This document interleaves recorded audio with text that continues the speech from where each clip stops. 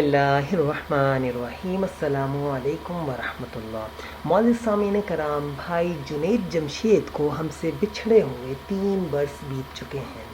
7 دسمبر 2016 کو جنید جمشید بھی پی آئی اے کے اس بدقسمت طیارے میں سوار تھے جو چترال سے اسلام آباد آتے ہوئے حویلیاں کے قریب حادثے کا شکار ہوا۔ اس سانحے کے نتیجے میں طیارے کے عملے سمیت 48 افراد جاں بحق ہو گئے۔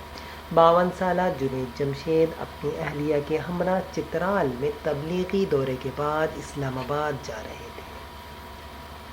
جنید جمشید لاہور میں واقع university of engineering and technology سے فارغ التحصیل تھے۔ انہوں نے موسیقی کے کیریئر کا آغاز میوزک بینڈ وائٹل سائنس سے کیا اور پہلے البم کی ریلیز نے ہی اس بینڈ اور اس کے مرکزی گلوکار جنید جمشید کو شہرت کی ایسی بلندیوں تک پہنچایا جس کی مثال آج بھی ملنا مشکل ہے۔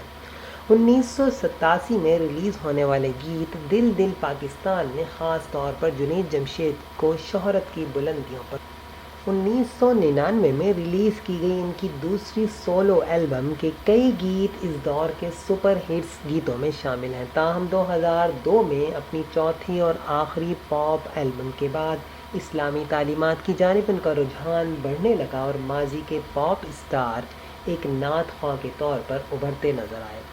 یہی وہ وقت تھا جب جنید جمشید نے گلوکاری کو خیر بات کہہ دیا اور مذہب کی تبلیغ اور حمد و ناز سے وابستہ ہو گیا، اور ہمیں محمد کا روزہ قریب آ رہا ہے اور میرا دل بدل دے جیسی خوبصورت نعتیں سننے کو ملیں۔ نعت خوانی اور اپنے ملبوسات کے برانڈ سمیت جنید جمشید گزشتہ برسوں میں ماہ رمضان کی خصوصی نشریات اور پروگراموں میں بطور میزبان بھی نمایاں رہے۔ جنید جمشید کو سن 2007 میں دنیا کی 500 بااثر مسلم شخصیات میں شامل کیا گیا، جبکہ سن 2014 میں انہیں حکومت پاکستان کی جانب سے تمغہ امتیاز سے بھی نوازا گیا۔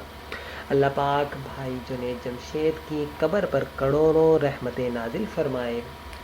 دعاؤں میں مجھے بھی یاد رکھیے گا، اپنا خیال رکھیے گا۔ اللہ حافظ۔